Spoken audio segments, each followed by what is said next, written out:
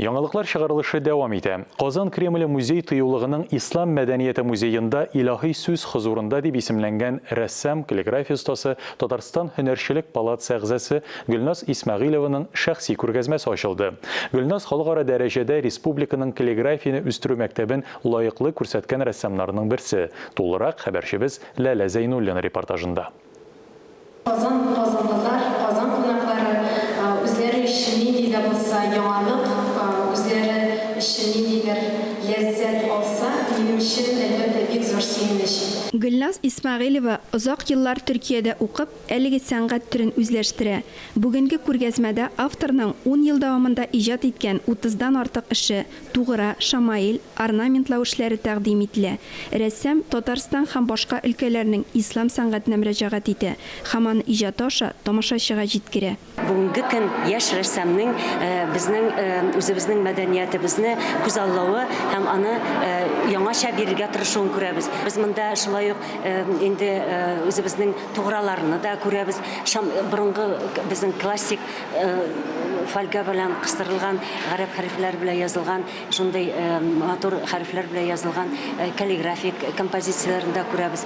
Һәм шул вакытта без монда аның безнең борынгы үзебезнең тирәнтен өйрәнү, төрки мәдәниятен, мусульман мәдәниятен өйрәнүен дә күрәбез. Миңа бигрәк тә бу күргәзмәдә аның менә авангард стилендә, конструктив стильдә язылган триптихы, инде Һиндстанда танылган безнең профессионаллар тарафыннан зур бәя алган композициясе һәм инде тәрсхиб стилендә язылган алтын белән йөгертелгән бизәкләр белән шулай бизәлгән эшләре дә аның шулай ук миңа калса әле бездә ул яңалык.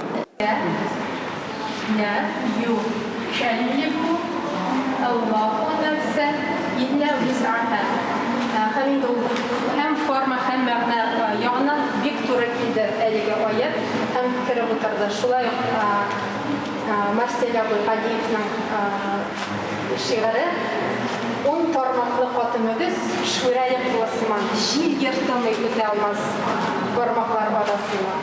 Ул хезмәтләре белән Мәскәү, Санкт-Петербург шәһәрләрендә, АКШ, Төркия, Алжир, Һиндстан, Үзбәкстан һәм Иран илләрендә үткәрелгән 50дән артык күргәзмәдә чыгыш ясаган.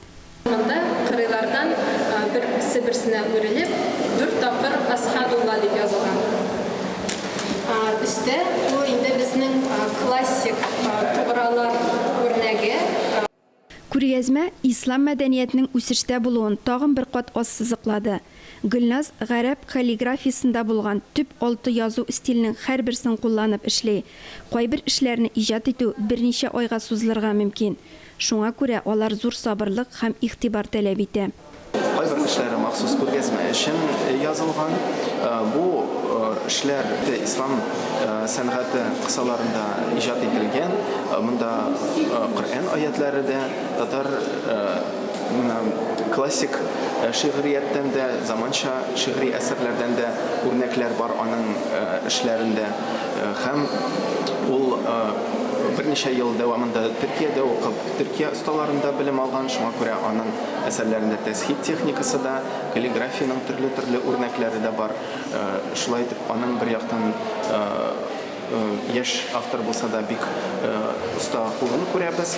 Күргәзмәнең эшләре белән һәр кеше Россиянең һәм чит илнең төрле почмакларыннан Easy Travel платформасына кереп, бу эшләр белән танышалар. Беренче чиратта эшләрне күрәләр, икенчедән бу эшләр турында авторның үз күзаллавы, үзенең сүзләреннән ишетәләр. Күргәзмә 2 ай дәвам итә. Шәһәребез халкы, чит илләрдән һәм Россия төбәкләреннән килгән кунаклар аны күрә алачак. Ләлә Зәйнуллина, Тахир Хәсәнов, Татарстан яңалыклары.